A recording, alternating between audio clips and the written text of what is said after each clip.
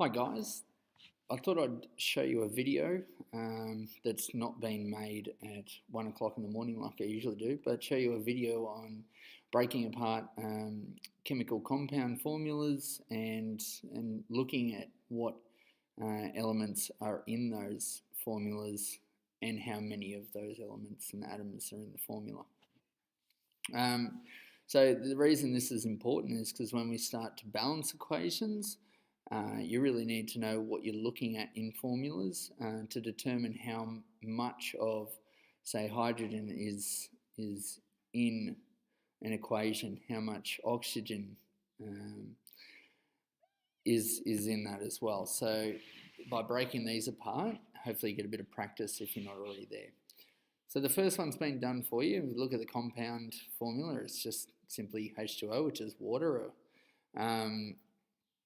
And the first one's been done. So the H with a little 2 there, this little 2 indicates there are 2 of whatever it's next to on the left-hand side. So H2 means there's 2 hydrogens in there. So you can come across here and you can hydrogens times 2.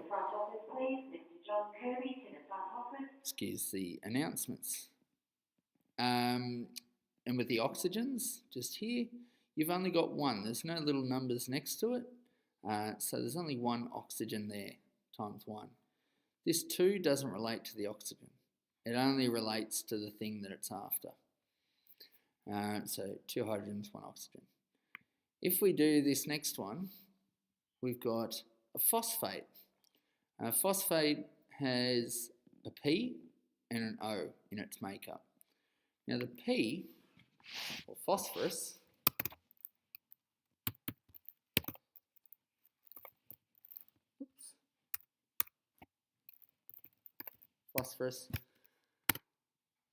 times how many we've got. We've just got 1 P. There's no little numbers next to it or before it. So we've just got 1 phosphorus. And then the next thing we see is this O. It's got a little 4 down the bottom. So it means we've got 4 oxygens in that mix. One of the things you'll notice is there are capital letters and then there are also smaller letters next to capital letters sometimes. Basically, when we're reading these, we can see that each capital letter is 1 element. So oxygen has just a capital O for it. And H is a capital also because they're 2 separate elements. When you come down here, you'll notice all these are capitals, meaning they're all separate elements. Come down here and you get to sodium chloride, and it's got N with a little a and then capital C little l. What we read that as is Na is 1 element, which is sodium, and Cl is 1 element, which is chloride. So it's really the capital letters that are indicating the separation of individual sort of elements. If you came down to here with sodium sulfate, Na, which is sodium, is 1, but then you've got 2 capitals next to each other. That's a big S for sulfur, and then a big O for oxygen. So they're separate because they're both capitals. All right, let's go back up here and do this next one. Nitrate. Again, the N is just no numbers next to it, so nitrogen times 1. And the oxygens, we've got a little 3, so oxygen times 3. So on and so forth. Those are fairly straightforward. Carbonate's the same, methane's the same. Sodium chloride, fairly straightforward. I wanted to go down to one that has a big mixture.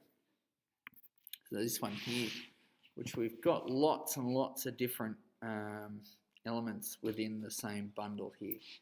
So it's no longer just straightforward separation like these 3. We've got C here, we've got C there, we've got another C in here. So what we want to do is total them up. We want to separate the elements and total them. So the first one is C. I'm going to take that, which is carbon. If you don't know your elements, simply look at a periodic table. Times how many? We've got one carbon here. There's no numbers next to it. There is a number next to the H, but this isn't CH times 3. This is just H times 3. The C is on its own. It's got no numbers before or after it. Same again with this C. So that's 2 C's. And then this C in the middle here, no numbers either side of it. So that's just 3 C's in total, so 3 carbons. The next one we've got, we'll take the next one, which is H. This one, we've got 3 H's, 3 hydrogens here. And then we've got 2 more hydrogens here. And that's it for hydrogens. So 3 plus 2 is 5, so hydrogen, we have 5. Next one along, done my C's, done my H's, O. How many O's do I have? There's no number to the right of it. And this little 2 next to here is for the H, so it's not to do with the O. So the oxygen is just 1. I'm just going to go oxygen, can't spell, times 1. Oxygem, that's a new one. It's a new element.